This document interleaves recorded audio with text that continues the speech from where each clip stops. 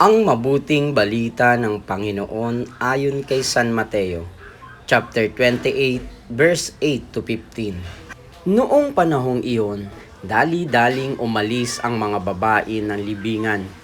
Pinagharian sila ng magkahalong takot at galak, at patakbong nagpunta sa mga alagad upang ibalita ang nangyari.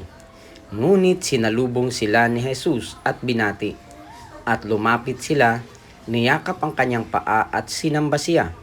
Sinabi sa kanila ni Jesus, "Huwag kayong matakot. Humayo kayo at sabihin sa mga kapatid ko na pumunta sila sa Galilea at makikita nila ako roon."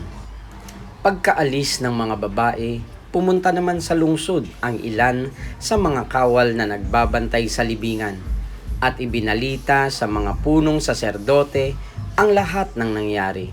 Nagtipon-tipon ang mga ito at matapos makipagpulong sa matatanda ng bayan, sinuhulan ng malaki ang mga kawal at inutusan sila na ganito ang ipinamalita. "Samantalang natutulog kami kagabi, naparito ang kanyang mga alagad at ninakaw ang kanyang bangkay. Huwag kayong mag-alala, makarating man ito sa gobernador, kami ang bahala."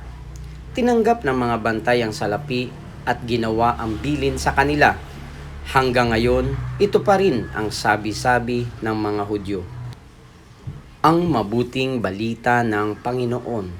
Pinupuri ka namin, Panginoong Hesukristo.